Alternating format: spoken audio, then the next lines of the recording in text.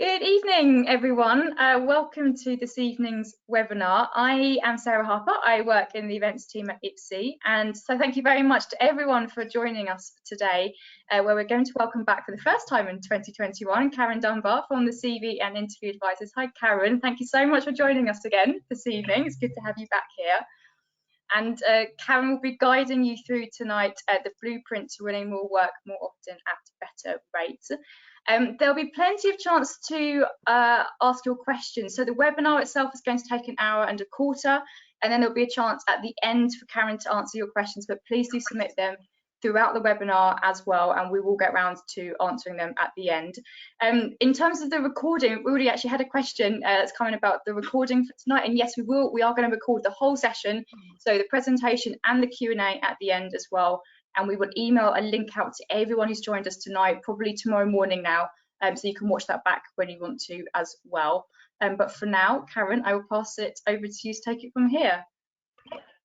Thank you so much, Sarah, and thanks for having me back. It's really exciting to be back presenting for IPSE again. And yeah, it is the first one for 2021, and it's really a key one to help you guys in achieving some great opportunities. It's a really in-depth webinar tonight. Like Sarah said, there's a lot of stuff I'm going to be going through, so I apologize, it's going to seem like you're listening to me talk for a very long time, but hopefully you'll find this really useful. And as Sarah said, ask any questions as we go along, and when I get to the end, I will go through all of your questions. So as Sarah said, this webinar is all about the blueprint to winning more work, more often, and at better rates. I'm going to start by telling you a little bit about us, about the CV and Interview Advisors and myself. So my name is Karen Dunbar. By the way, this is the boring bit. This isn't the really, exciting part of the webinar, but I feel it's good for you guys to know a little bit about who you're dealing with and who you're listening to. So my name is Karen Dunbar, and I'm a senior personal branding specialist at the CV and Interview Advisors. I'm a career coach, interview coach, CV and LinkedIn writer. CV and Interview Advisors are the UK's leading experts in personal branding and winning work in the contract market. We work with a lot of contractors and help them create their brand, create their collateral that helps them win more work. We offer a range of services, CV writing being our primary service, interview coaching, LinkedIn writing, networking, and thought leadership. So the purpose of tonight's webinar is to help you focus on all of those areas, and I'm going to be giving you a lot of tips in those areas. I'm going to point out my friend on the slide. I always call her Gertrude. I have no idea if that's actually her name, but that's what I call her. That's what I've been calling her since I've been doing presentations. And you'll see there'll be little speech bubbles popping up on some of the slides with some really, really key information. Now, a lot of people, I've been in this game a long, long time, and a lot of people think that they should be able to write their own CV and LinkedIn. They think it's only anyone who, employs a service or hires a professional to do their CV, they think they should be able to do it themselves. We deal with so many senior people, thousands of people at exec level. We deal with contractors. We've even written CVs for a Premier League football tournament. So we're dealing with all kinds of people. So if you're sat there listening tonight and watching this and you're thinking, my gosh, I should be able to do my own CV, you are not alone. And believe me, so many people need help. So the first part of tonight's webinar is about thought leadership. And I think a lot of people have their own ideas about what that is and what it entails. And I'm going to just give you some pointers on how we help our clients. So there's a thought leadership hierarchy. Now, the top level is, of course, the celebrities, the people that get paid millions and billions of pounds to promote things. They do TV shows. You then have the authority level. The authority level is someone who's a real expert in their field, someone that people listen to, and someone that has the information. These are the people, this is the level you want to be.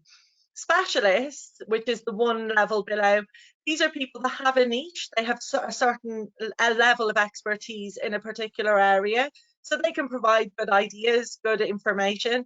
And then generalists are the people who just have a more broad knowledge. When it comes to thought leadership, if this is something you want to focus on, being an authority in your field is the key thing. This is the way to get yourself noticed.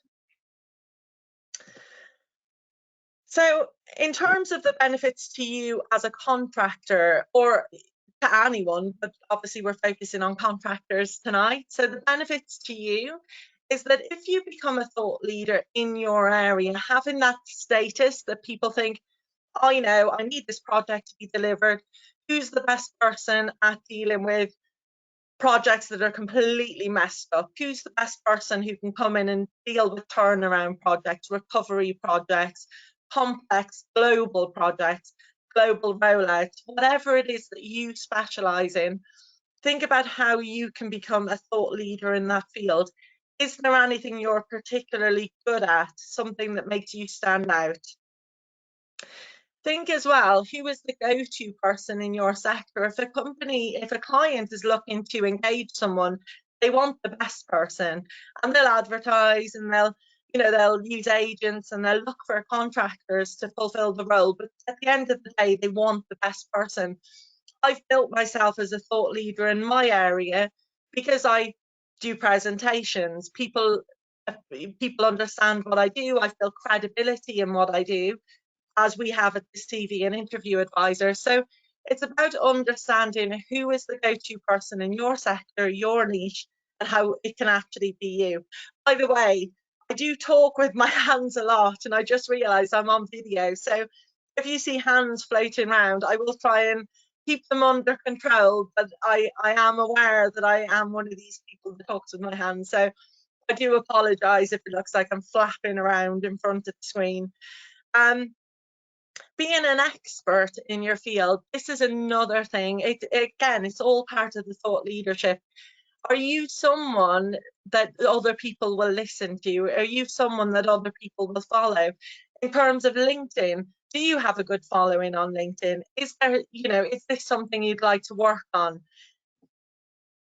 Another great way to become a thought leader is to have a blueprint, a certain system or process or a methodology that you can blueprint. We have our own very specific methodology at the CV and interview advisors for writing CVs, for coaching, for writing LinkedIn content.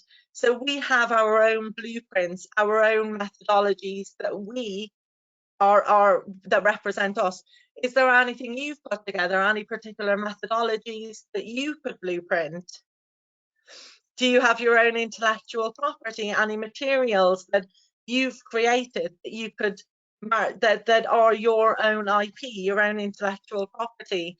Are you a good writer? Not necessarily CVs, but if you can write blogs, articles, you can post videos even, anything like that on LinkedIn, on your website. Anything like that is a great way to build yourself as a thought leader. Another good thing is to do some research. Is there any research, a particular area that you're really interested in? And you can send out surveys to people. That's a great way to get some feedback from people, but also to build your reputation as a thought leader. Like me, you could run a webinar if that's something you'd be confident in doing.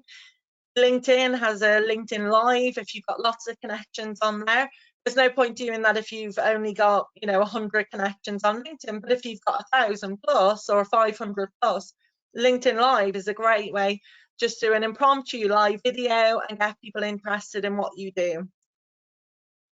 This is a bit more tricky. Not everyone is obviously capable of writing a whole book, but you could write a report, a white paper, anything about something that you specialize in. And all of these things are great to help you build your reputation as a thought leader. Now I'm going to move on to client pitches and interview techniques. As contractors, you're selling yourself, your business. You are a business, and it's important that you know how to distinguish that between just being a regular employee looking for a permanent role. A big part of that comes down to the interview side of things and how you pitch yourself, how you represent yourself, essentially how you sell yourself. So I'm going to go through some basic points about selling yourself. When you sell any product, whether it's if you're a salesman selling washing machines or laptops or whatever product you sell, you need to know your product inside and out. In your case, you're selling yourself, you're selling your business. So it's really key to know what you're about and to know yourself. An interview is essentially a sales meeting. You're going in there, you're getting in front of someone, whether it's on Zoom or face to face, and you need to sell yourself. You need that person to think you're the bee's knees, you're the best person in the world for this job, and they'll hire you. When it comes to interviews, one of the things I noticed, certainly from when I used to interview people myself, a lot of people, they don't fully understand the question, and that's either they're not listening properly or they hear the first part and think, oh, okay, I know I've got an example here, and they'll give their example, but they've missed part of the question. At an interview, you get 0 points just for responding. You have to answer the question. So always make sure you understand and ask for clarification if you're not sure what they're talking about. Another thing I come across, and this is one of the biggest mistakes people make at their interviews, but they asked a question and they may have delivered a project, you know, it was so complicated, multi-million-pound project, but when they're answering the question, they say we did this and we did this and then we did this and then we did this and then we achieved this result. It absolutely, if you're working as part of a team, you don't want to take all the credit for everything that everyone else did, but you must use I in your interviews. Even if you led the team, whatever it is, you know, I was responsible for leading a team of 48 project consultants, project managers, or I worked with this number of stakeholders, but you have to say I. Always think about your contribution to the project and be proud of it. You know, you don't have to jump around saying, yeah, I did the whole thing and I delivered every work stream in a program and I did everything myself. It's not taking credit for the whole thing. It's taking credit for what you did and what you deserve the credit for.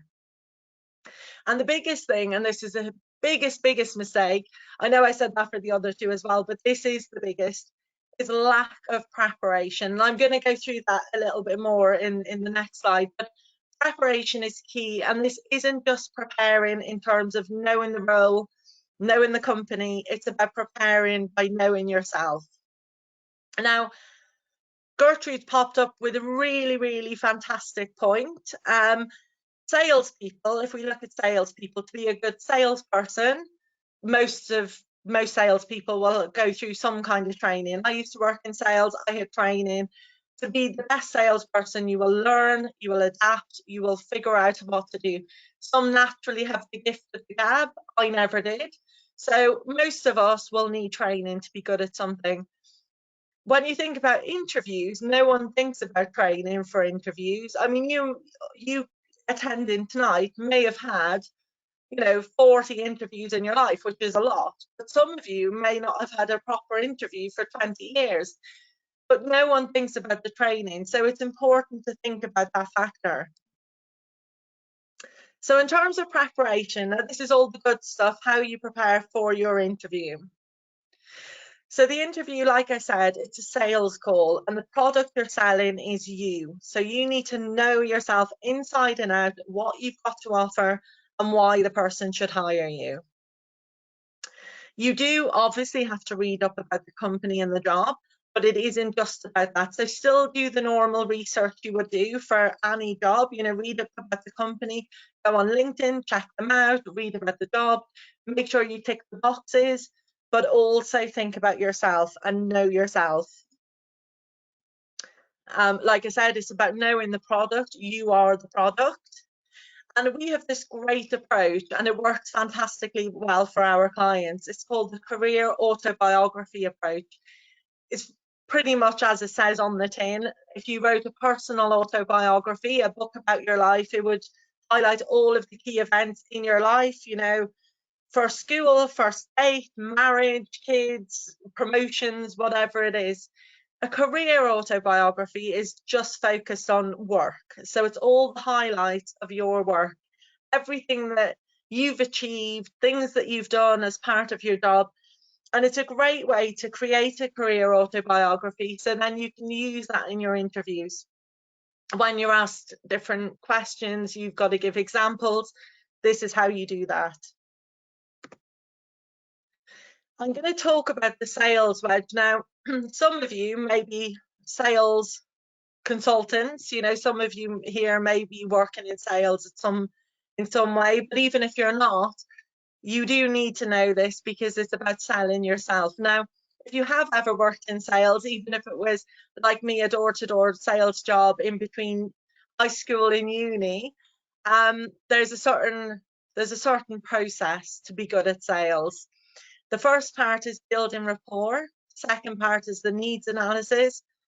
Part 3 is the presentation. 4 is the objections, and 5 is the close. I'm going to quickly go through these because obviously we do have a lot to go through, but I just want you to get an idea about how sales principles work when it comes to interviews. So the first part with any interview is building that rapport. The obvious thing is smiling, being nice, you know, saying nice to meet you, thank you for taking the time to interview me. Obviously, a lot of interviews now because of COVID are being done online via Zoom or Teams. So it's a little bit different. It's not like you can shake hands or anything, but building that rapport, that first impression is really key. Another thing you can do, if you know the person interviewing you, have a look at them on LinkedIn, see what groups they're in, see what they get up to on LinkedIn. And for example, they may be doing a big charity event, raising money for a certain charity, anything like that. That's, you know, that's nice, something exciting. You can build rapport that way as well. You know, oh, it's really lovely to meet you. I see you're doing this charity event. Congratulations. You know, that sounds like a real great achievement. You know, that sounds like a lot of fun. You know, you can just build some rapport in that way. The needs analysis part is knowing what they want. Now, you might think that's obvious because you do know what they want by reading the job description or by having the initial conversation. But there's other ways to find out more about what they want. If there's a project, for example, that they need to be delivered, you can also find out more about what they've got going on in the future. Is there anything you can help them with? They might be going through a major period of change, as a lot of companies are now, and they might be going through something that you've had experience in dealing with. So it's all about understanding what they need right now, but also can you benefit them in the future. So asking them questions and understanding what they need, that's a key part. Objection handling then, if you were selling a product, if you were selling a washing machine, for example, and you were saying, yes, this is the best washing machine in the world, but it's £1,200. And the person you're trying to sell to says, I like the washing machine, but that's too expensive. My budget isn't £1,200. So it's dealing with an objection, whatever it is, and it's coming up with a solution. Is there any way you could sell that washing machine either for less money? Is there anything you could do at your end? Or is the customer able to budge if you throw in a sweetener or something like that? When it comes to selling yourself, it's all about being sure that you're the right fit for the job and that you can address any objections. So when it comes to work, a great way to find out if there's any objection is to actually ask.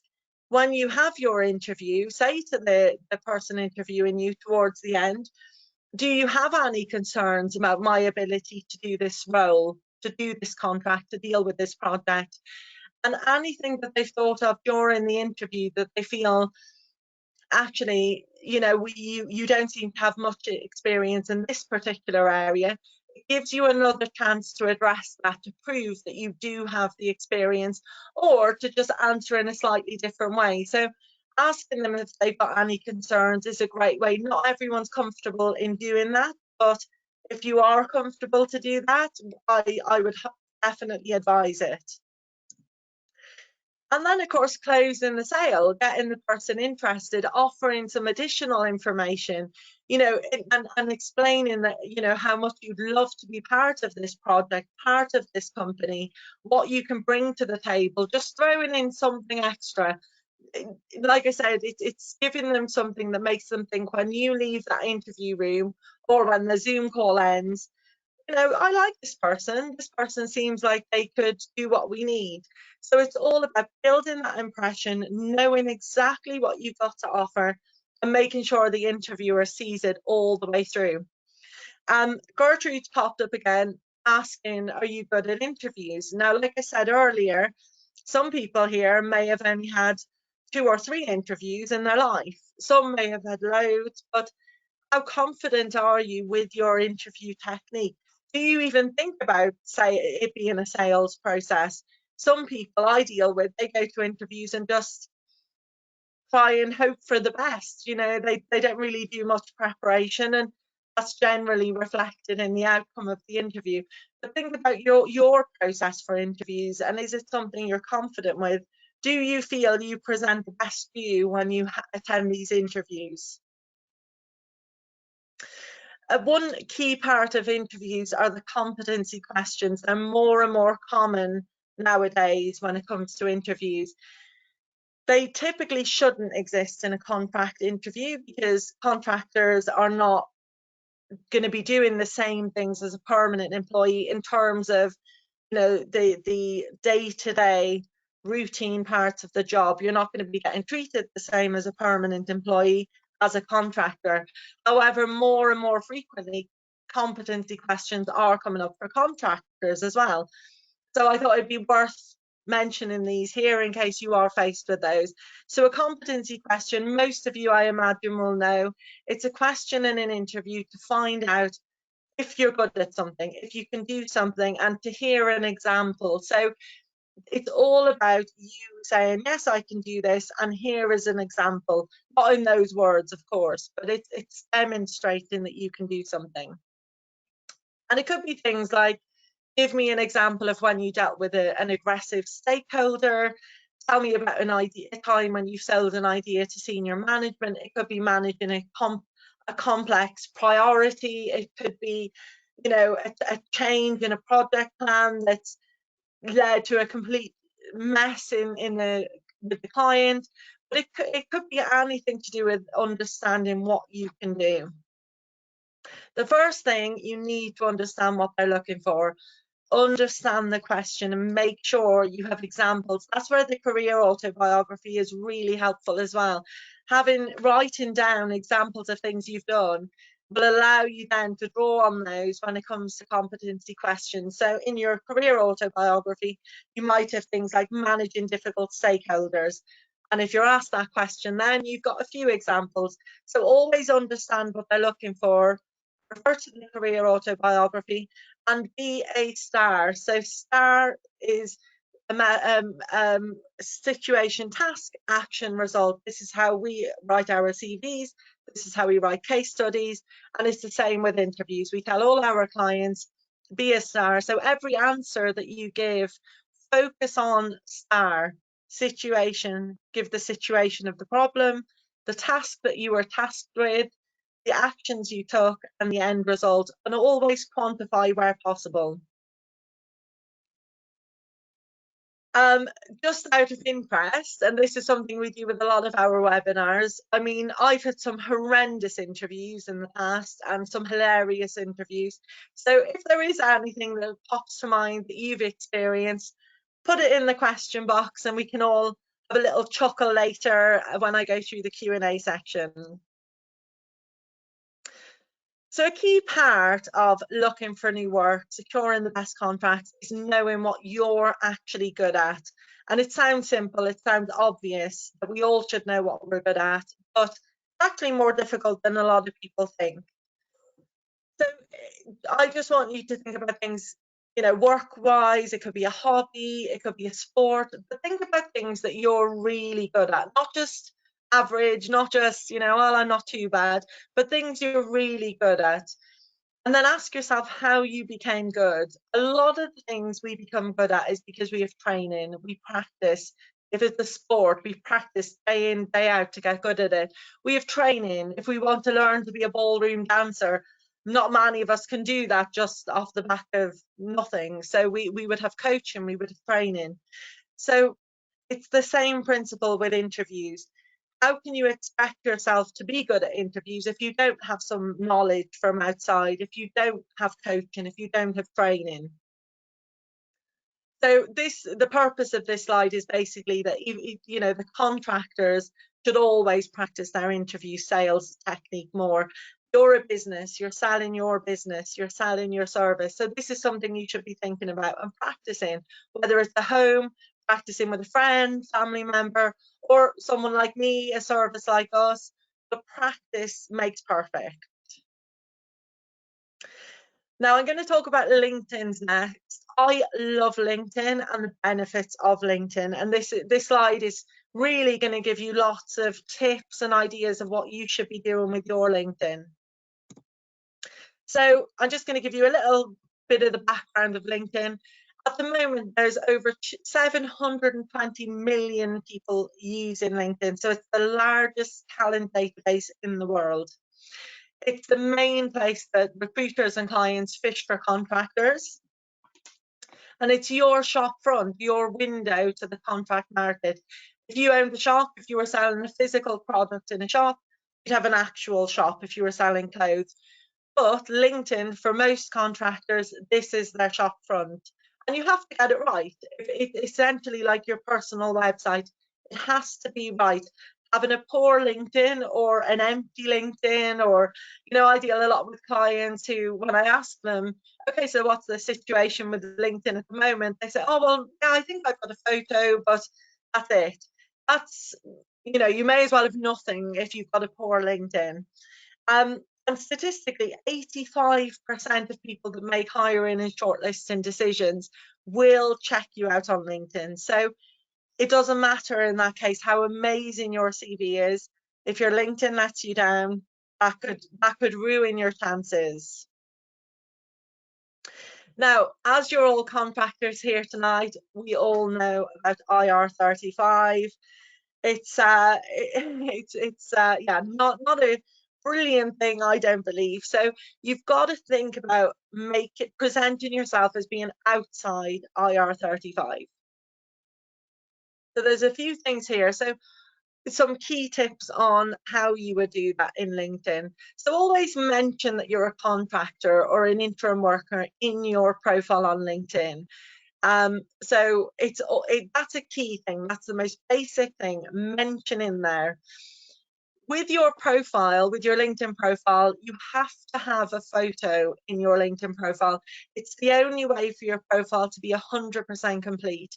So you must have a profile photo. Like we say to our clients, would a proper business have a shoddy profile? You have to make sure your profile is right. The headline in LinkedIn, which is that line just below your photo, I see so many and they just say interim project manager or interim marketing director. They don't say anything else. It's just the job title. The headline has to show your value proposition of your business. What is it that your business can do for a client? Your company, your limited company, always has to be the first position on LinkedIn. It doesn't matter where you're contracting, you always have to have your own limited company. That's the only way to show that you are a genuine business. The language you use as well is essential. When you're a contractor, you don't get recruited, you don't get employed, you get hired, you get engaged. And you have to make sure the language in your CV and LinkedIn is reflective of the fact that you're a contractor. You're also not a job seeker in the traditional sense. A lot of contractors, their LinkedIn is written in a way that makes them sound like a regular job seeker. You're advertising your business and your service on LinkedIn, so it has to be written in a different way. Always write about client outcomes as opposed to day-to-day duties and responsibilities. You're a contractor, you're engaged to do something, so always talk about what you've done and delivered. And the tone of a contractor LinkedIn should always be about how your business can help your clients. When we write contractor LinkedIn profiles and CVs, we make sure we portray you as being outside IR35 as much as possible to help you secure those contracts. And a key thing as well with LinkedIn is recommendations. I'll be talking about that a little bit later, but having recommendations from your clients, my own LinkedIn, all my recommendations are from clients. So that's a really key thing to have, not peers, not managers. It's always best to have recommendations from clients.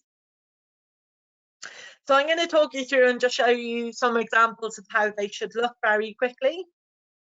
So photo and banner, like I said, have a headshot, head and shoulders, that's all you need. Don't put anything distracting, you know, not surfing with Mickey Mouse in, you know, Disneyland, none of that, just a head and shoulders professional shot. The background then, your banner on LinkedIn, a lot of people, LinkedIn automatically has a default, which is a blue kind of speckled looking banner. We always tell our clients, and we always, when we do webinars, we always say to change that. Usually for contractors, we recommend your business card, your company logo, something like that, but always put something in the background banner. So this is Matt, our MD. This is his beautiful LinkedIn photo and banner, and you can see he's got his business card and his photo, very professional.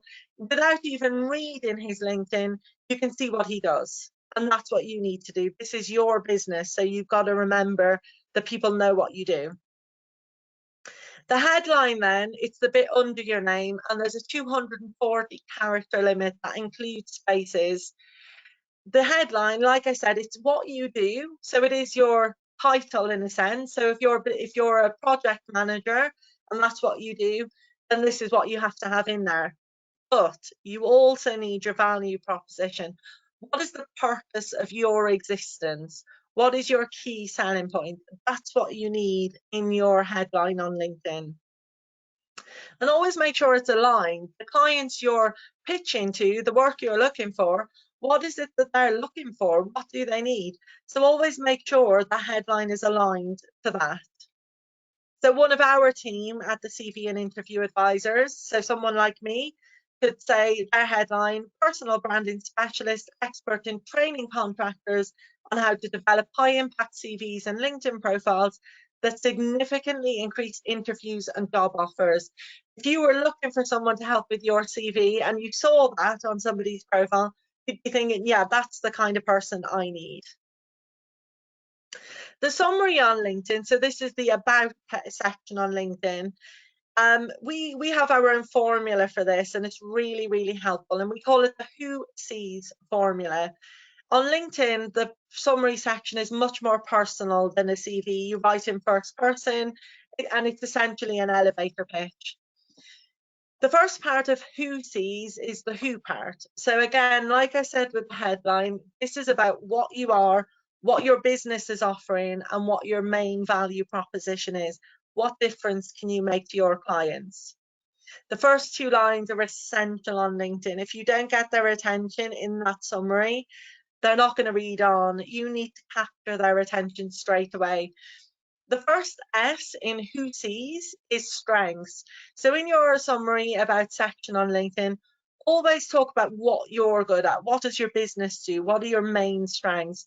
And always give some very brief examples. I mean, anyone can say, you know, I'm brilliant at turning around a project, but if there's no example, you could say anything. So always think of a couple of brief examples.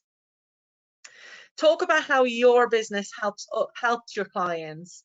So for example, if they're experiencing underperformance, you might have a track record that would help them turn that around. The second E, so the first E, so in case you missed it, that's the examples. The second E in Who Sees is the ethos. LinkedIn is great because you can always add a bit more about your personality than you can in a CV. So this is where you talk about your values, what's important to you and your business. Always think about brand. What is my personal brand? That's what you need to make sure always comes across in your profile. And the final S are the specialties. So in your CV, and I'll be showing you some examples of CV shortly, but that is the key skills section on the CV. So always add those specialties into LinkedIn for keyword purposes. On a CV, when it comes to your experience as a contractor, it's all about how it looks. Always write the positions in reverse chronological order, and you always have to start the current position, current contract at the end of page 1. That's a key part of making sure you get through those applicant tracking systems, but also from a human reader point of view. A lot of people, when they're reviewing CVs, they just want to see straight away, okay, this is what this person does, this is what they're doing now. You need that on page 1. If you contract or if you work for a company that isn't very well known, a great thing to do is put a very brief 1 or 2 line description about what they do. That way, if someone's reading your CV and they read a description about something you've delivered, but they have no idea who the company is, the size, the scope, how many employees, they can get an idea then by your description rather than them having to Google it. Always give a summary about what you were engaged to do. Why did that client need you? In a contractor CV, you're not likely to be, you won't be managing people as such, but if you've done permanent roles, some people, I deal with a lot of contractors who've also done permanent roles and contracting roles. So if you have done permanent roles, then talk about team, if you manage people, the structure, how your role is measured. That's again more for permanent roles. Duties and responsibilities, again, more for permanent roles, but of course, as a contractor, you still want to give some insight into what you did as part of the contract. The main part are the achievements and key projects. Talk about what you delivered, what you achieved for that client. In a contractor CV, you don't need to say reason for leaving, but you do need to say if it was a contract position. So just put in brackets after the position, whether it was contract or permanent. On LinkedIn, it's slightly different. You still have to give a description of the company if it's not very well known. But you expand more on the summary, the purpose of the role, what you were engaged to do. So on LinkedIn, you can go into a bit more information on that. Structure of the team, again, unless it was a permanent role, it's not necessarily required, but you would say things like if you were working globally with remote resources. So you would talk about the resources you were responsible for in your LinkedIn. You don't need to talk about KPIs. You definitely don't talk about the day-to-day duties and responsibilities, but you absolutely need to talk about achievements and projects. You don't need to give a reason for leaving, but you do again need to say if it was permanent or contract. I mentioned recommendations earlier. Recommendations are an absolutely fantastic way of getting yourself out there on LinkedIn and in your CV, believe it or not. So when you think about buying something, most of us, if we're going to buy something, we'll read reviews, we'll look at Trustpilot. If we're going to book a hotel and go on holiday, not that anyone's going on holiday at the moment, but you know, when in the future, when all of this COVID is over, we might be able to. But most of us will look at reviews. We're not going to book into a hotel if we see, you know, 100 one-star reviews and the food gave them all diarrhea. No one's going to book into that. But if you see a hotel with all 5-star reviews, you're going to think, actually, that sounds pretty decent. It's the same with you when you're selling yourself and selling your service. You want people to believe that you're the right person, and a great way to do it is get recommendations.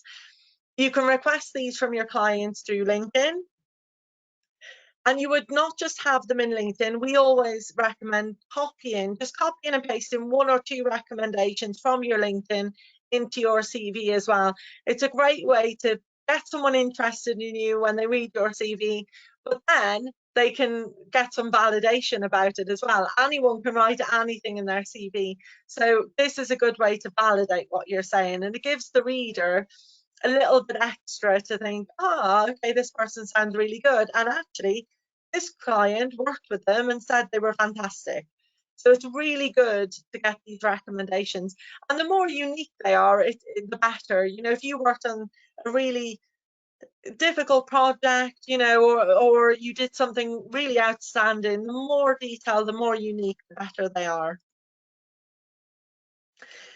Now, a lot of you here, certainly a lot of my clients and a lot of the clients we get through the CV and interview advisors, they're looking for ways to win more work. LinkedIn is an amazing platform to win work. It isn't just for job seekers.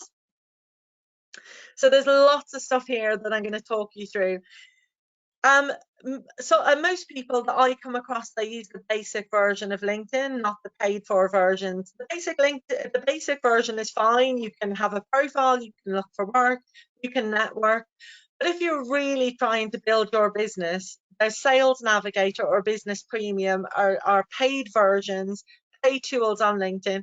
They allow you to do much more advanced searches. They allow you to find many more contacts, much more advanced ways of getting to know your potential market and targeting them. So it's a great way if you're really serious about using LinkedIn to win more work. And it helps you identify decision makers. You know, if there's a company you're particularly keen on working for, you can find out who are the decision makers, who do I need to network with on LinkedIn. Once you find that information out, you can connect with them on LinkedIn and build your network.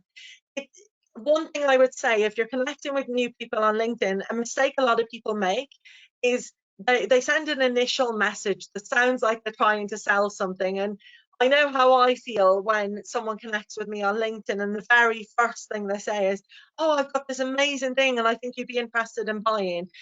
For me, that doesn't work. I want people to connect with me and, you know, see if there's something we have in common. You know, are we aligned in some way? Why have they sent me a connection request? Not just fire off a sales pitch in within 5 seconds of me accepting the request. So when you're connecting with people, don't think about how am I going to make money from this person? How am I going to secure a contract with them? Just think about how you can help them. What do they need? Always look for ways to add value. So it could even be, you know, they might be talking about something, they might have some change going on in work, and you might advise them, you know, just some very basic advice on things you've done when you did a similar project or similar piece of work. So it's always looking for ways you can add value and show them how key you could be. After you've made the initial contact, then send another message and then tell them about your business. So what it is you do. Don't make it a sales pitch. Oh, would you like to buy this? You know, I can do this. But just tell them, say, you know, I wonder if you'd be interested in knowing more about what I do. This is my business and this is what I do. Don't try and push them. Don't try and sell. Just tell them what you do. Post things as well. That's another way. If you're going to, you know, do something or post about a project or anything like that, post things on LinkedIn, all of your connections can see that. Is there any kind of survey, industry or specialism survey that you could run to generate engagement? Have real conversations, take it offline, don't just message on LinkedIn. I know obviously with lockdown, it's not like you can just randomly meet people now, but have a Zoom, you know, set up a Zoom meeting and just take it offline, get to know them, get to know what they need. And like I said about thought leadership, you know, release those thought leadership pieces into the world, you know, let people know, people that you're connected to, let them know what you're good at. A key thing with contractors, and I've mentioned it a few times, is about making sure you act like a business.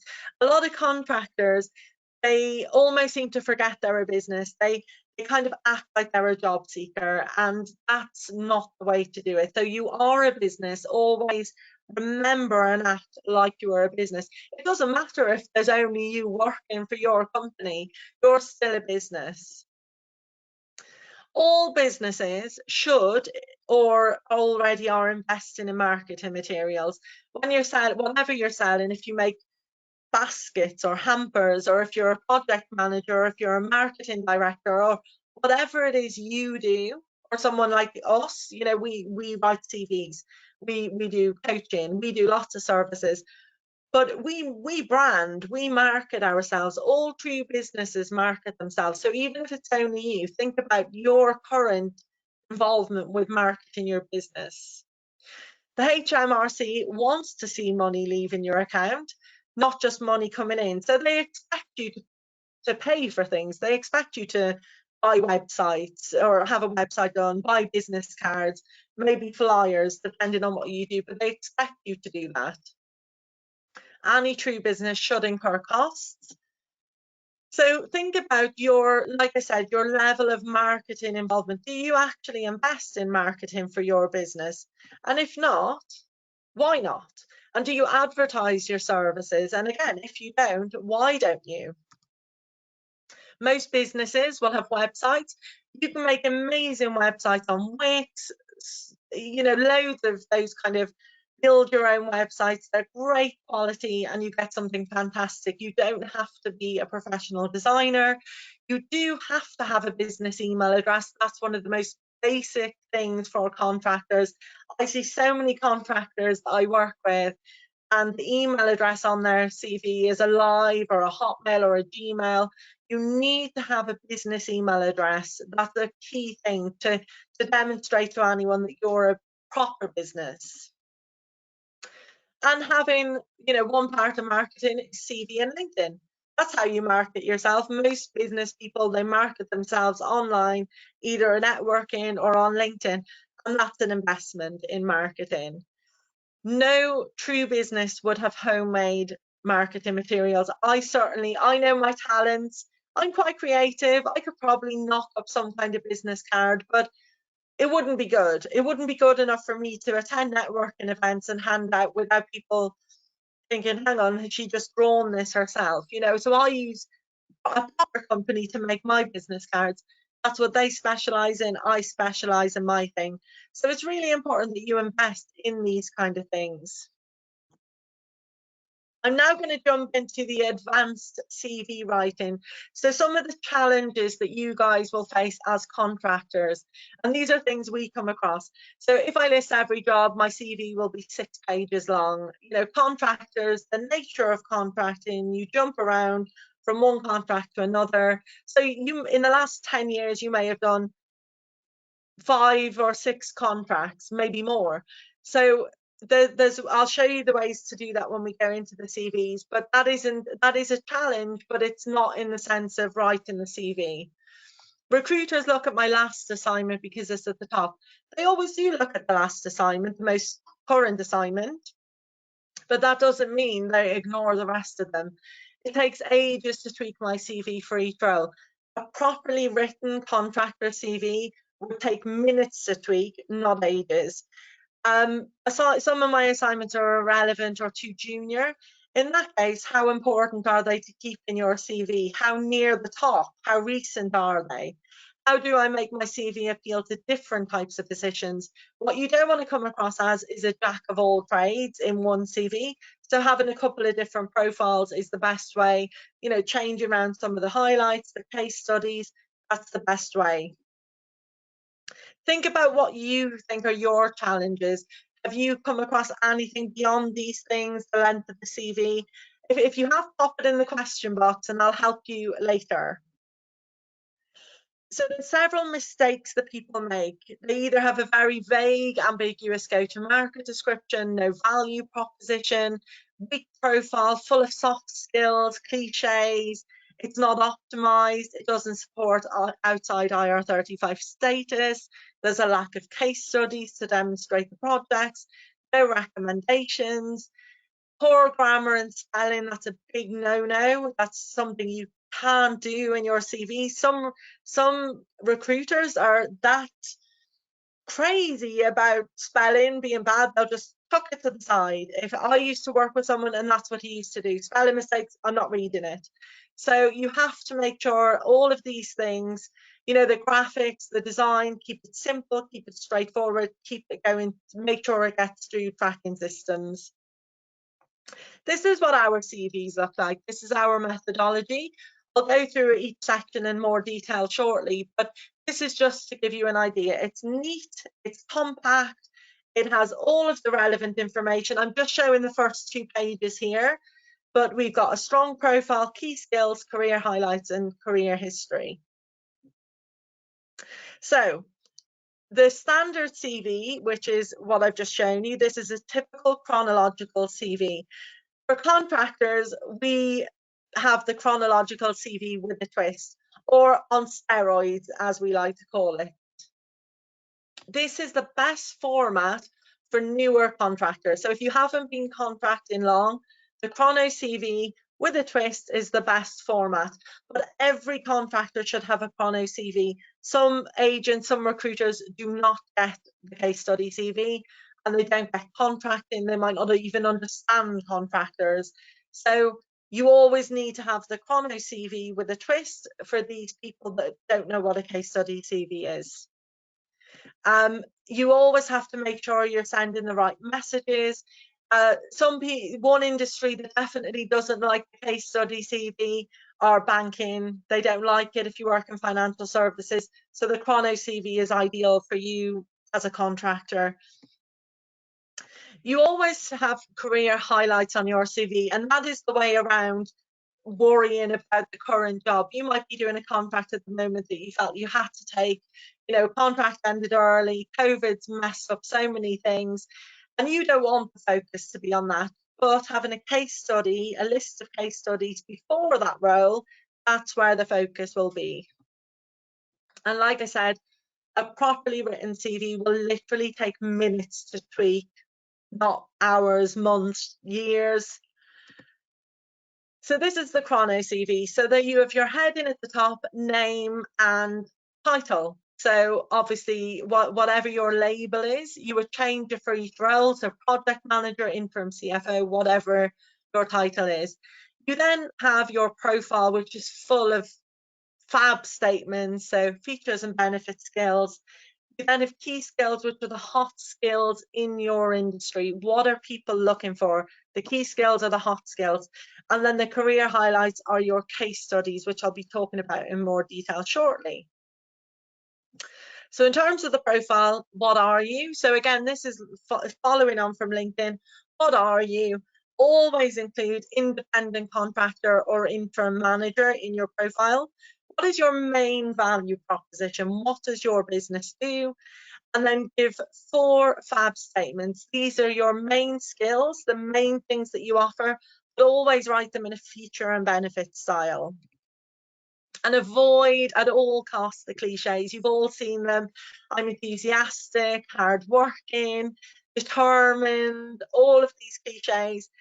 You don't have to admit it, but I'm certain some of you will have those cliches. Every CV I see has at least one cliche, usually enthusiastic, not sure why, but avoid those. You can't prove that in a CV. All people want to see is what you can do for them. This is an example of a profile, really strong profile. So the first sentence, you've got a label. This person is an interim finance director. And then we're given a main value. The main value proposition of this person is they have a track record of embedding robust financial governance across organisations to protect cash flow and profitability. So we're given features and benefits. The skill is that they can embed these robust governance across organisations. And the benefit of that is to the business is they protect cash flow. And then you can see key strengths include, and then we follow that with those 4 feature and benefits. I won't read them all because there's a few examples here. But for example, embedding financial ownership across management teams, that's the skill. And the benefit of that is it drives superior budgetary performance. So it's always important. You don't just write what you can do. Tell the reader the benefit that will give to them. 92% of recruiters and clients will make their shortlisting decisions based on the contents of your CV. So how confident are you right now with your CV? Does that really reflect your brand and your business? Here's another example. This is another really strong one for an IT project manager. You can see in brackets, we've got independent contractor. So it's really clear right from the go that this person is a contractor. And again, The first line is the main value proposition about delivering high performance solutions. We've got benefits all the way through this. So we're telling the skills, but we're also giving the benefits.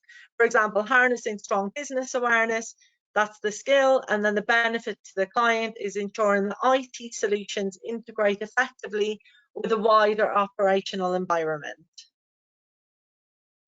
When it comes to notable assignments, so these are your big ones. These are the things you really want to highlight, the projects you've worked on. If you've done permanent work, then you would call that section career highlights. Or if you're looking for work inside IR35, you would call it career highlights. If you're looking for contracts outside IR35, the heading would be notable assignments. We always, in the chronological CV, we have 3 mini case studies on page 1. Always think about your most impressive projects. Why are they impressive? Are they relevant to the roles you're looking for? It has to be individual projects and not a whole period of employment or a period of contracting. It has to be a specific project. And we always write these in star format. So you would say the situation first, your main task, what you were tasked with, the actions and the end result.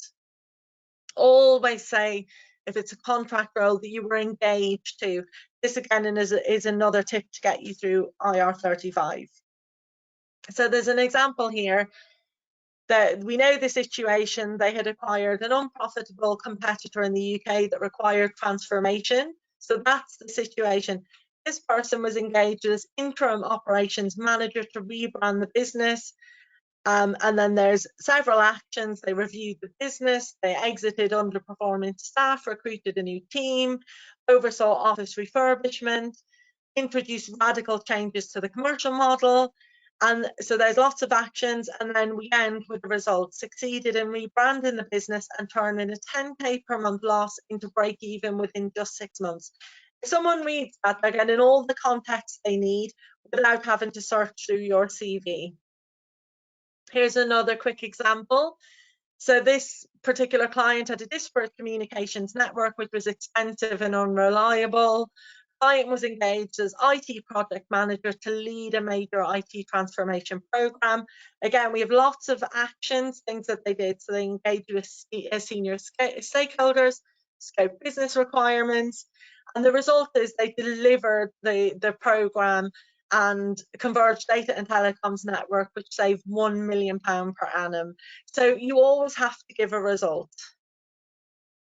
When it comes to experience and contracts, you always have to, in a contract CV, you would have the heading as experience and contracts. Again, like I mentioned, always reverse chronological order, start on page 1. For contractors though, instead of saying company, position and dates, you would, instead of saying employer, job title and dates, you would say company, position and dates for a contractor. You want to avoid any language that implies you were employed as opposed to contracted. Again, put a description of the company, summary of the role, but always use engaged.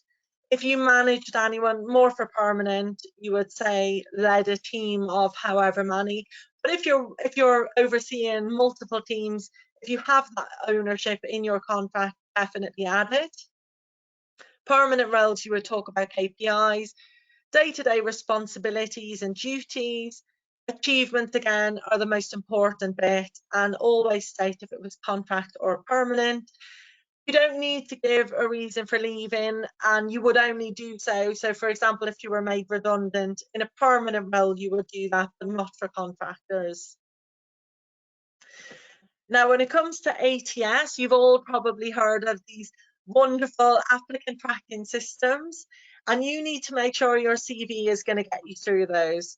So the first part is your job title after your name at the top. So when I showed you the CV, you saw the name and then a job title. That's a label. That's to get you through for a particular role. So you would change that depending on the role. Always say expert in your first sentence. So you would say interim IT project manager, expert in, and whatever your main value proposition is. Always make sure your key skills, your CV is keyword rich. Have it filled with the best keywords in your industry. Make sure the content meets what the job description is looking for or the contract brief. Have a profile summary. So in the heading, instead of having, we see CVs, people come through with professional profile or, you know, other very odd headings for the profile section. Keep it simple, profile/summary. That will get you through applicant tracking. Again, for contractors, your heading for all of your contracts should be experience/contracts, not employment history. Always put a postcode. You don't need your full address on your CV, but definitely put a postcode for geographic searches. And then I mentioned recommendations earlier and how valuable these are. So again, just to remind you, request those through LinkedIn, get them from clients because that promotes your contractor status, and make sure they're, you know, they offer a lot of insight. This is one that we've had for one of our amazing personal branding specialists. He's awesome, Perry. And this is the kind of feedback we get from clients. But if you read this, and this is from a project manager, you know, you're more likely to want to work with someone and work with a company that has feedback like that. So it's the same for you. You know, you need to make sure you have recommendations and feedback so people want to work with you.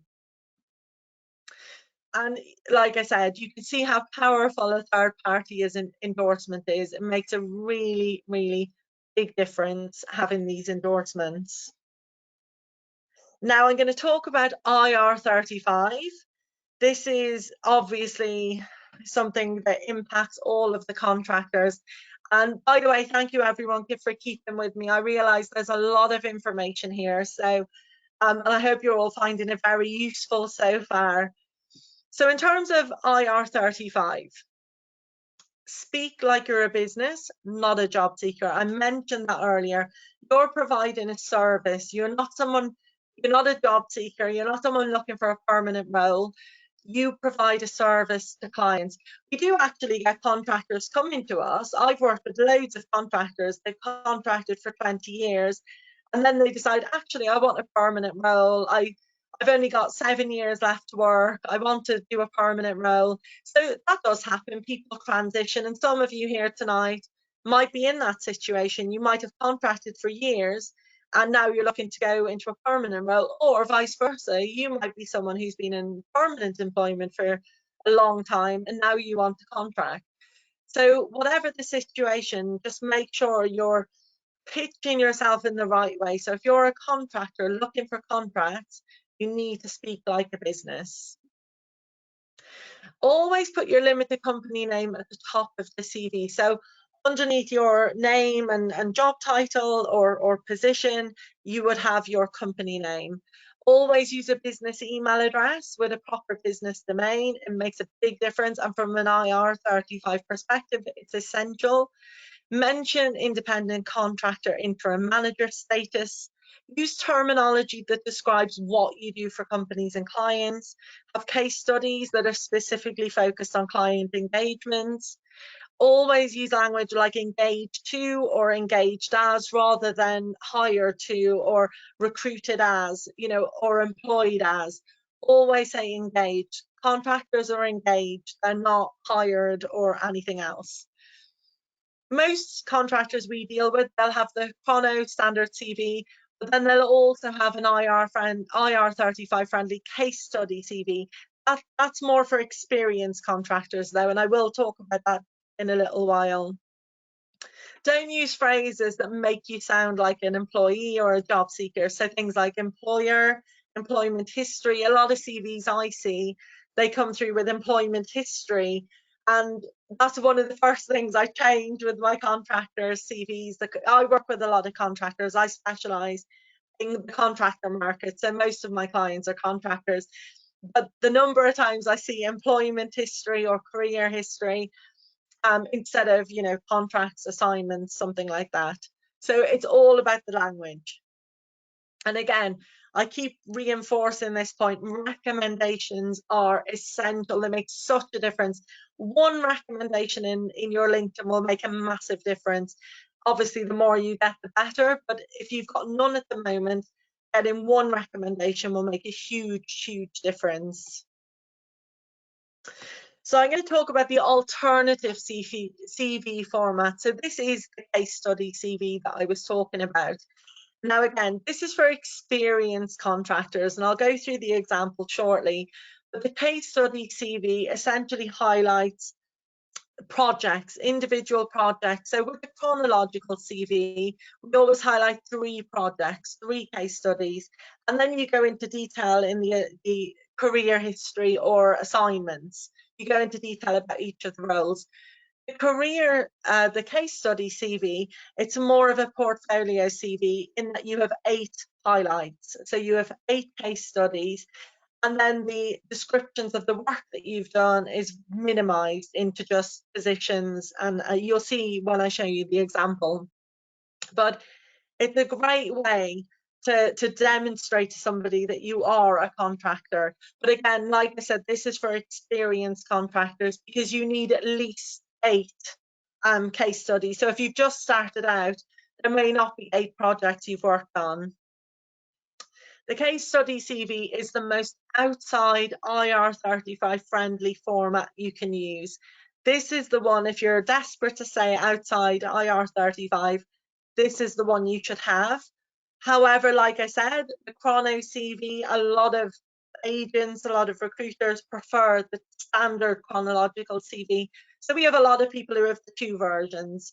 Or if you're new to contracting, you would just have the chrono version. This is suitable, like I said, for experienced contractors only. So this version, it is focused on your projects.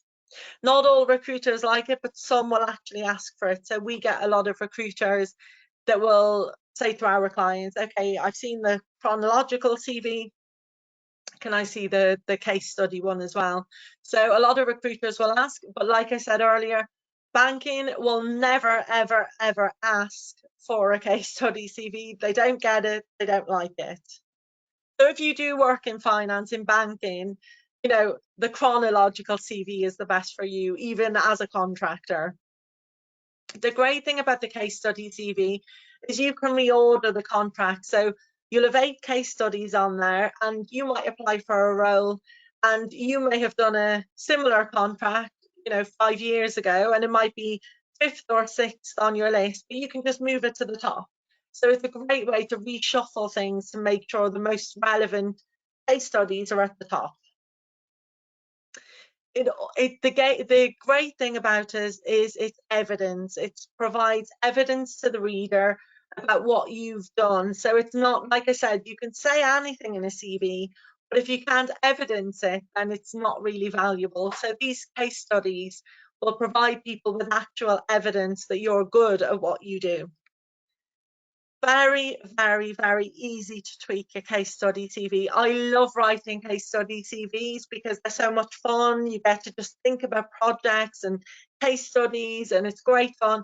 But the best thing about them is they're very easy to tweak. It's the easiest CV to be able to tweak. They're not really optimized for applicant tracking. So if you were planning to put your CV online, then you would use the chronological CV just because that one is going to get through applicant tracking systems. The case study CV isn't great for applicant tracking systems. So this is the one you would use if you're dealing directly with recruiters, or if you contact somebody you used to work with on LinkedIn and maybe they're contracting with a company and they say, oh, send me your CV and I'll pass it on because we're looking for a program manager. So the case study is good for the dealing direct with people, but if you're uploading your CV online or on job sites or anything like that, always use the chrono CV. We believe the case study CV, just because we've seen how popular it's become since we created this format, after IR35 hits, we think this is going to be the CV that's going to be the most chosen CV, and it's going to be the CV of choice after April. The chronological CV will always be in demand because it's the standard CV that people come to expect. I want to show you this case study CV. So you can see our methodology, our style is all the same, but on this one you have the name and title at the top like you do, but you can see there's a company name underneath, so Awesome Marketing Limited. So you always put the company name. Again, in the profile, we've got the title, this person is a marketing director, but they're an interim manager, so we put that in brackets. And then we still focus on value proposition, key skills. We have the bullet pointed key skills, which are the key skills in the industry. You always, on a case study CV, then will put your current situation, so your current status, current role. In this case, so that would always or typically be your own limited company if you're currently a contractor. You don't go into lots of detail, it's just a summary, how long you've been doing it and what you do, what service you provide. And then you would add something like, below is a list of example assignments completed over this period. So there's 8 in here. These are 8 case studies that reflect projects this person's worked on. And you can see exactly like when I showed you the case studies earlier, you have the situation, the task, several actions, and then a quantifiable result. So when you look at the CV, from the advantage of this is that the person reading it is getting some evidence of projects you've worked on. And then you can see the experience is simplified just by dates, company name, and job title. So that's all you do in a case study CV. And then you put qualifications, you still have that. But the principle of the case study CV is to make sure you get through in front of somebody that they can see you're a contractor. This is the most IR35, outside IR35 friendly CV. So you've all listened splendidly to me, and I'm just gonna, before I jump into the questions, obviously, you know, as the CV and interview advisors, we provide tons of information in our webinars, and I'm really delighted you've all kind of stuck with this, because this was a long session, I realise. But we have some offers if you did want help from us with creating your CV. We've got these offers running until Friday the 5th, so next Friday. But if you order before the end of the month, whatever package, if you order something, you will get a free interview coaching presentation. So if you're thinking, actually, I could do with help with interviews, the interview coaching presentation is a video that you can watch, and it's basically, it gives you all the tips that you need. Obviously, you can see we have a service for interview coaching and mock interview. That's a much more in-depth service, but the presentation is fantastic. So if you're just looking for a contractor CV, so this would be the chronological CV and LinkedIn profile, and obviously the chrono CV comes with 3 case studies. That's the offer on that. The discount is £118, so you would only pay £299 plus VAT. If you wanted the contractor CV with the LinkedIn, but an extra 3 case studies, so you end up with 6 case studies in total. So that's good to have a few backup case studies. So that's £399 plus VAT, so which is a saving of £124. If you want the 2 CVs, so this is more for really experienced contractors, they'll have the chrono CV and case study CV, plus your LinkedIn. So you end up with 8 case studies in total. That's reduced down to £449 plus VAT, so that's a £148 saving. And if you want just LinkedIn, so you might be confident with your CV, but you might think, actually, there's a lot of things I could do on LinkedIn, so I wouldn't mind my LinkedIn looked at. There's a £60 discount on that, so you would only pay £199 plus VAT. And if you just wanted help with interviews, so a bit of practice, a coaching session, mock interview, then that is reduced down by £31, and that's £199 plus VAT. So you can follow the links on here if you're interested in buying anything. You just to explain our process, you're always assigned to someone who knows your area. You don't just get randomly assigned to people. And you would have a really in-depth fact-finding session for 2 hours with your selected specialist. So whoever you work with, they're going to know, for example, my areas are, I deal with contractors, but my main areas are IT and finance. But then there's other writers and specialists that deal in other areas. So if you are interested, the links are on here. to get these discounts, and they're valid until Friday the 5th of February.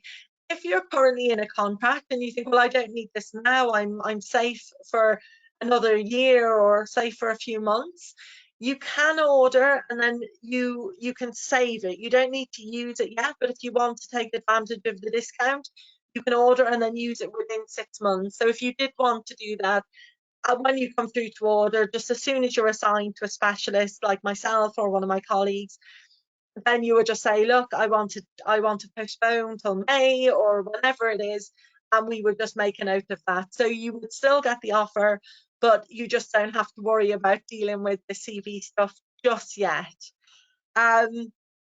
And obviously we offer a money back guarantee. We're confident in what we do. We've built a great reputation. So if you are interested, then those are the links. I'm going to jump onto the Q&A part now and see, I hope there's some questions in here. I do so many webinars and I always panic if no one's asked any question, and then I'm sat here thinking, okay, no one really wants to know anything. So I'm hopefully gonna find something good. So thank you all for sticking around, and I'm going to dive into the Q&A. Keep asking questions as we go through. So while I'm answering other questions, if there is anything you want to ask, pop it in the question box. So Claudine, what's the best way to deal with a client saying the price for my service is too high? Okay, I've come across that loads myself, honestly. And there's some people that want the best person, they want the best service, but they want to pay the lowest price. In my game, in this industry, CVs, we're competing with people who will say, you know, oh, we'll write a CV for 20 quid, but actually we don't feel that they're a competitor. So you've got to look at who you're competing with. Is your price, do you think your price is too high? If not, if that's the going rate and that's what you're worth, then you don't need to drop your price. But look at what other people are charging. You know, I've had people come to me through my business and they'll say, oh, you know, I don't want to pay that for a CV. And I just say, okay, fine. You know, there's other people, but you won't get me. You won't have me doing your CV. You can have one of those. So it's about really valuing yourself, Claudine, and making sure. And if, you know, it's up to you. If it's a slight negotiation and you're happy to do it, then fine. But if someone says, oh, your price is too high, and you're confident that you're pitching yourself and pricing your service at the right level, and that's just one of those things that we all contractors end up dealing with. That sometimes, you know, you'll go for a role and your day rate might be £600 a day, and they'll say, well, we want to give you 3. If you want to take 3, that's fine, but if you know your value is 6, then, you know, thank you, but no thank you. I'll wait for someone who's willing to pay what I'm worth. So yeah, but always be mindful, see what other people are doing in your industry.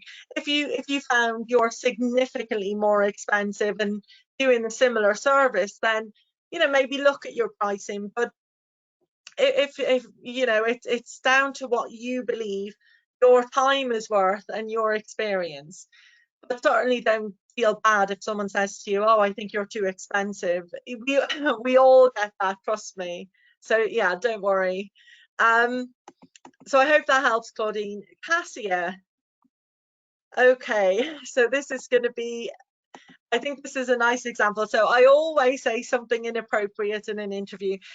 The most recent examples are saying, I'll bleep, but it went down really well and they'll remember it forever. In my last interview, I described dealing with the difficult situation as wearing my big girl pants. They wrote it down as courageous. So yeah, I mean, I've had interviews like that, and it's not now, but when I first started working, I think it was nerves, but I was the same as you, Cassia. I would blurt something out and I think, oh, I shouldn't have said that. In my mind, I wouldn't say that part out loud, but actually sometimes you know, it kind of breaks the ice a little bit. But and I think it's all experience. Interviews, it's all practice, it's all experience. And the more you do it, it's like learning to knit.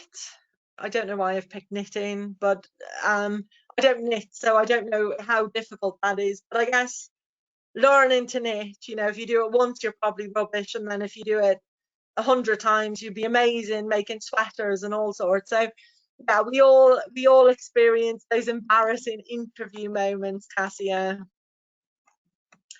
Claire, so do you have any tips on how to get hold of professional, high quality photos of yourself? So I'm assuming you mean for LinkedIn. Actually, to be honest, Claire, a lot of people, as long you can actually take the photo yourself or get someone to take it. The key thing is just head and shoulders and a plain background, so no distractions, nothing going on. Most of my clients, I think very few of them actually hire a professional. I guess it depends what else you're going to use those photos for. If you're going to do a whole branding thing and photos on a website and, you know, do presentations and things, then yeah, maybe a professional photo. But as long as, to be honest, as long as you've just got a head and shoulder shot and it looks nice and you look decent and respectable, and you know, you're not kind of drinking like a cocktail or something, that's fine. So I don't really advise people to have to go and buy photos for LinkedIn, as long as you can get a pretty decent one. Most phones nowadays, the good ones, the quality of photos are fantastic. So yeah, I wouldn't worry too much about getting a really professional, as in paying for a photo. I hope that helps there. So Claudine, so you're a freelance graphic designer, fantastic. And so you're wanting to know how you can attract more higher paying clients. So when it comes to any business, it's all about your experience. The more experienced you are, the better your track record, the better results you have, the better portfolio and examples, the more you can charge. It's like if you just start out, when you just start out, you're building your reputation, Claudine. So you're going to have to compete with a lot of people who are also freelance graphic designers. But then the more experience you get, then it is targeting higher paying clients. But again, it's about building your portfolio and then looking on groups on LinkedIn. You know, what is your client? What is your target client? You know, where do they hang out on LinkedIn? How can you connect with them? So it's all about but to do that, you need to have your reputation as well. Have recommendations on LinkedIn, have examples of work you've done, get testimonials. That's the best way. If you're just starting, or if you could be really experienced, really talented, but if you have no visibility, no testimonials, then it's going to be harder for people to want to pay you loads and loads of money if there's someone else who seems to have a similar background that is charging hundreds less. So it's about building your reputation first. Be a thought leader. Like I said, get yourself out there, talk about different things on LinkedIn, and then you'll find higher paying customers will come to you. I hope that helps. We've got loads of questions, which is fantastic. Let me see. Oh, Michaela, okay, so yeah, so I can see the confusion. So I mentioned about creating a website using Wix and things like that, which would be a homemade website. And then I was saying about not using a homemade website. So a homemade website is, you know, when you use Wix or a platform like that to create a website, you're getting all of that experience, you're getting all of the technical side done, and all you're really doing is filling in content. Now, if you're confident enough to do that, if you've got you know, if your writing ability is good and you're able to produce content, then that's perfect. You can use something like Wix. If you're not great at writing content for websites, and if you're not very creative, then hiring someone to do a website, obviously a professional, is the best option. So it just depends on how confident you are at creating content. But obviously you wouldn't, or certainly me, I know I can write content, but I couldn't build a website. And I wouldn't even try. It would probably look terrible. I've seen websites where people have tried to create their own, not using a site like Wix, but using, you know, they read books and try and just, you know, create their own WordPress sites and things. It doesn't quite turn out right. There's no graphics, there's nothing exciting on there. That's what I mean by homemade. So it depends on your abilities. So yeah, a site like Wix or one of those equivalent sites, they're perfect, but only if you can write content. If you can't write content, and again, it would be like me with business cards, flyers. I wouldn't want to try and make those myself because I'm not good at that, but I'm good at writing. So for me, a website would be okay as long as I don't actually have to make a website. If all I have to do is fill in text, then it's fine. So yeah, so both of them are right, Michaela. It is about your level of competence with creating content if you're going to use a site like Wix. But if that's not, you know, if that's not an option, then yeah, having a professionally built website. The other thing to think about though is if you're starting off contracting and you know you're just getting a feel for it, then many people wouldn't want to spend like thousands of pounds on a professional website. So so in those cases it's probably much more cost effective to learn how to write some content or find someone to write content for you and use a site like Wix or what, you know, Squarespace, Moonfruit, any of those. That's probably much more cost effective if you're just starting out as well. So I hope that helps. Oh, Michaela again.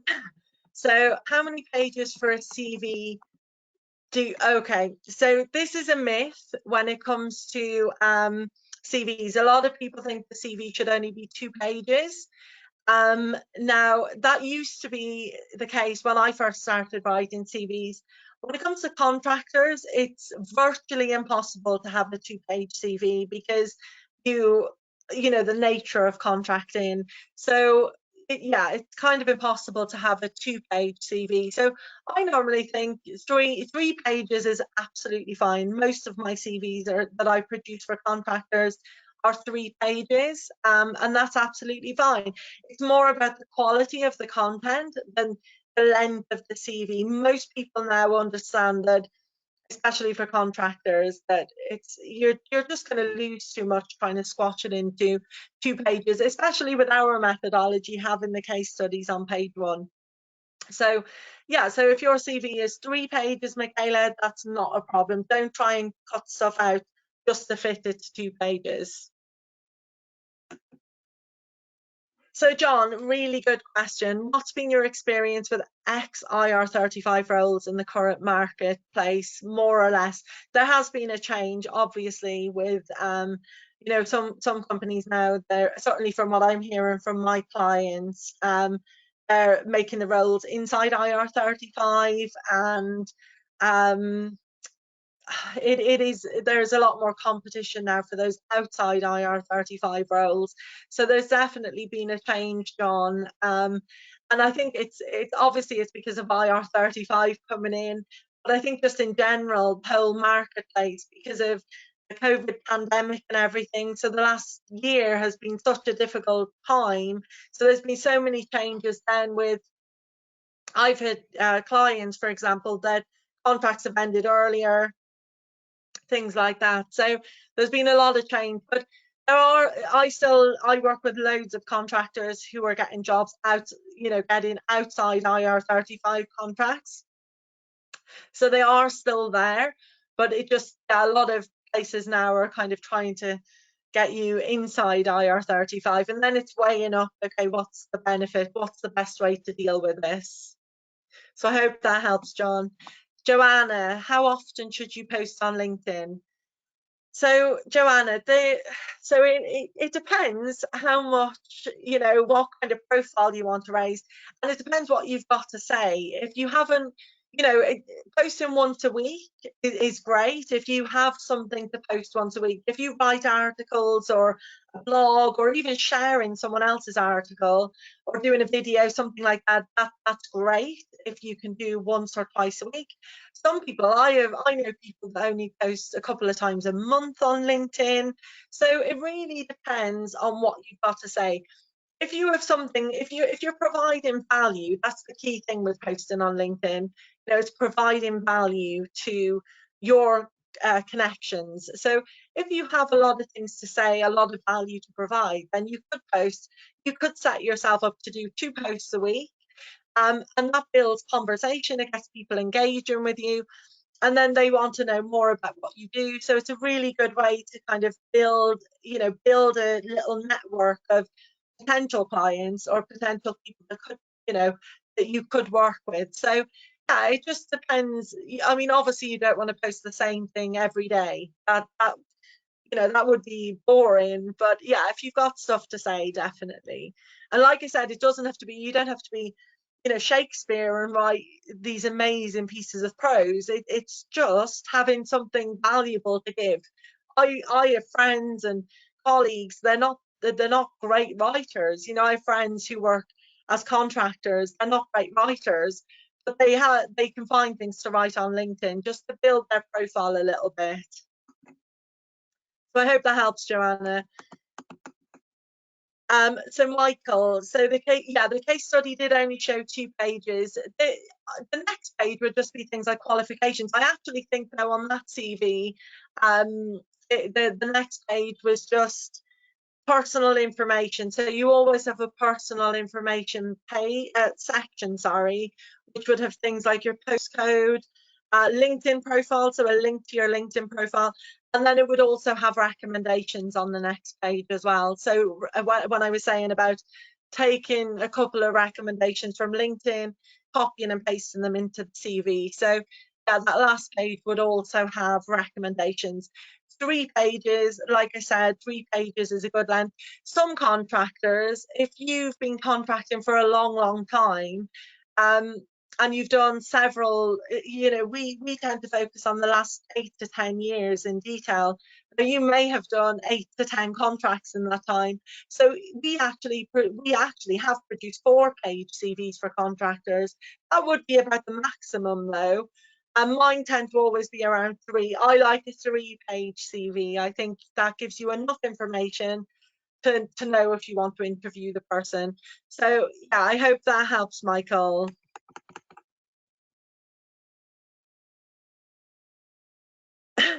I'm glad that made you smile, Cassia. Yeah, we all do it, and yeah. So interviews can be they're difficult, aren't they? They're you want to make the best impression and get it right, but sometimes things pop out, and you might say something that's not quite right, but it's just practicing, isn't it? And yeah, I'm glad I made you smile. And so you do web design. Absolutely. And I love web. I know this sounds weird, but I know some web designers, and I have a friend who's a web designer.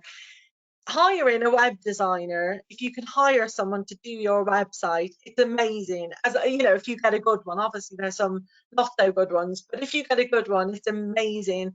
And personally, if money was no object, I think everybody would hire a professional to do their website. But I think when you start out, and obviously that's way better than any of the tools, like Wix and stuff. But I think when you start out, if you're just starting out trying to build a business, sometimes that's not an option financially. And then just as a temporary kind of stopgap, I suppose, something like Wix or something like that would work. But I think, and certainly like most of my clients, if they have websites, or if I end up talking to them about websites, they normally just initially, when they're starting out, they just want kind of a 1-page or 2-page basic website. But yeah, of course, I mean, who doesn't love like a web? I mean, personally, I had somebody do my website years ago, and I didn't have to do anything, and it was amazing. I ended up with something all singing, all dancing website that yeah, it was fantastic. So absolutely, I think web designers and web developers are fantastic, and I think people do, you know, if they're in a position to, then it's great to hire someone to do it. But if you're not in that position, I think better than messing around and trying to figure it out yourself, something like Wix is good. Let's see. So John, how would you use LinkedIn if you offer several very different services, e.g. IT support, music services and media publishing? So it would depend on if you, I'm assuming you don't do all of those services through one business, but if you do, you would just in your about section and in your experience section, you would just talk about all of the services you offer. If you do them through a couple of different businesses, so maybe you've got one for the music side and the media, and then you have one for the IT side, and you would list them as two separate businesses. So you can have them both on there. The tricky thing is when it comes to the about summary section on LinkedIn, what you don't want is for people to be confused. So it depends what your main focus is. You've got to think about what your primary target is. You can, you know, the clients you're primarily looking for, whether it's the IT side or music and media, that would then become the main focus of your about section, your summary section. But you can still add, you know, I also offer these services. So if people are looking for, you know, somebody to do something with music or media publishing, you know, you can have that on there as well. But what you don't want is it to sound too vague. So you certainly wouldn't talk about all of those services in one hit in your summary. Focus on the main one and then further on down mention the other things. I hope that helps.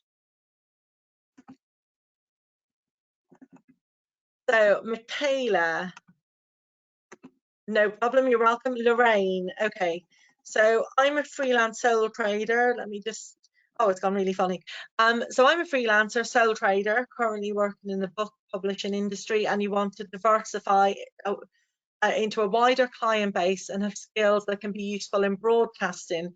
Any tips for LinkedIn CVs, please, for trying to diversify into a new field while case studies do not relate to the industry in which you want to work?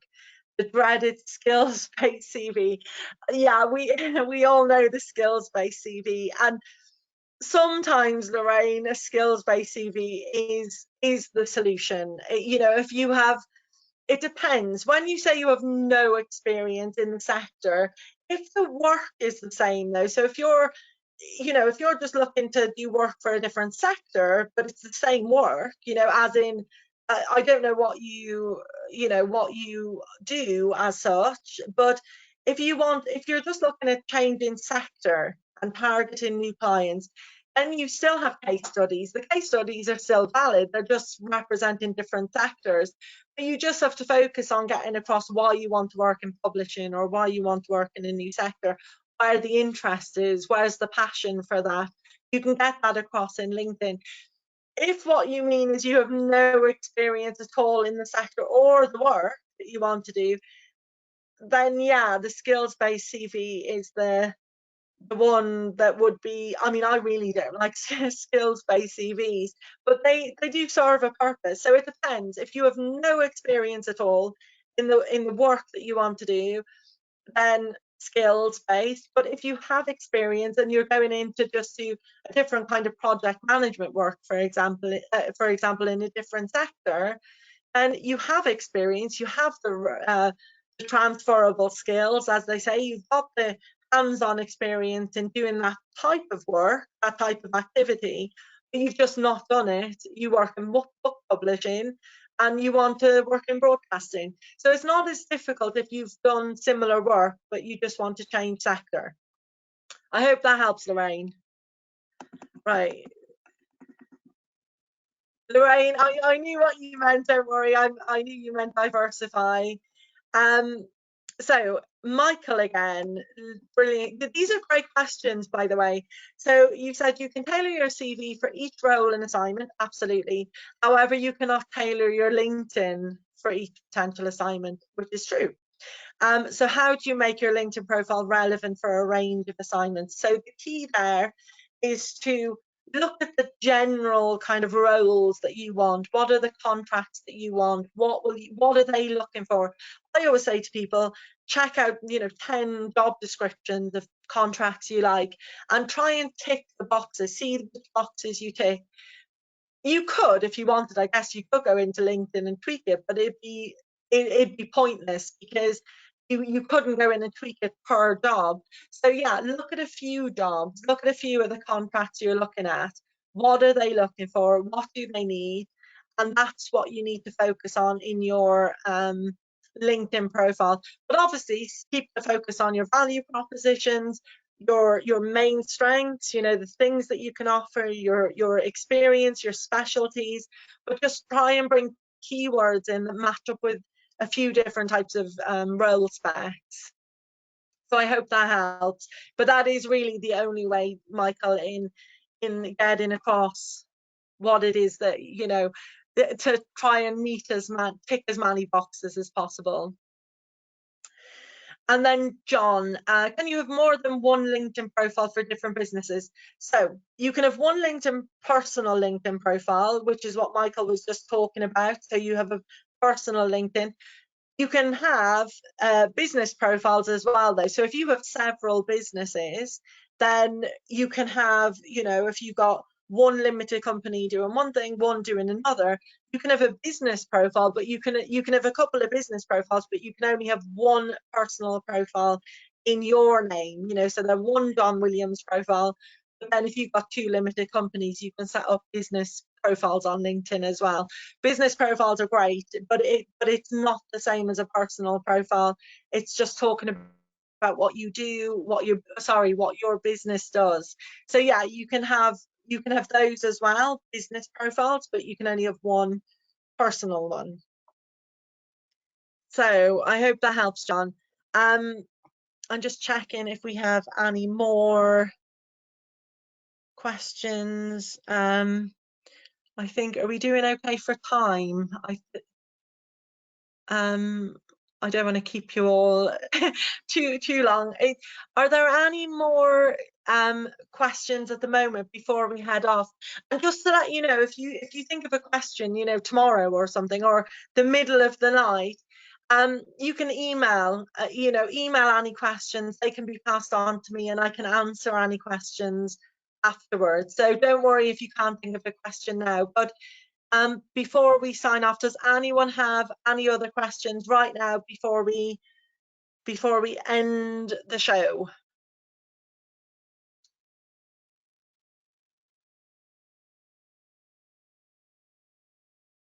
Right, I can't see anyone typing anything, so I think we're about done. Thank you everyone for joining me. Sarah, are you there?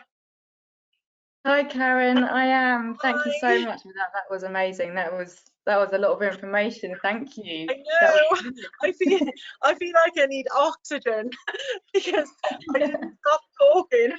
I was just a large glass of water now or something else, aren't you? But yeah, thank you so much, Karen. I need something. Thank you everyone for joining us this evening as well. On Karen's slide on the screen at the moment, there is a QR code. If you wouldn't mind just scanning this on your phone or device, this takes you straight through to it's a 1.5 minutes, 2 minutes tops feedback survey, just to get some feedback from tonight's webinar, but also looking further ahead for future online events that we're going to be running over the next few months, and just to get your topic ideas about any topics that we can run for you. So yeah, you wouldn't mind filling that in, and we will send it out to you in the feedback email as well, which you'll get tomorrow morning, along with the recording from tonight's webinar and the Q&A session with Karen as well. So I think we would then leave it there, Karen, if that's okay. Yeah, there's no more questions. Joanna, you're very welcome. I'm glad you enjoyed the session. But yeah, there's no more questions come through. I hope I answered everyone's questions. I tried to get through them all. So yeah, but if you think of anything else, just email in. Yeah, you can email through as well. We'll put the email address in the email as well, but it's IPSE.org.uk. and we forward the questions on to Karen to answer for you as well. So in that case, thank you so much, Karen, again for this evening. Have a good rest of the evening. Thank you, Karen, and to everyone else who's joining us this evening as well. And we will see you all again very soon. Thank you. Thank you. Bye, everyone. Bye, Sarah. Thank you. Bye, Karen. Thank you.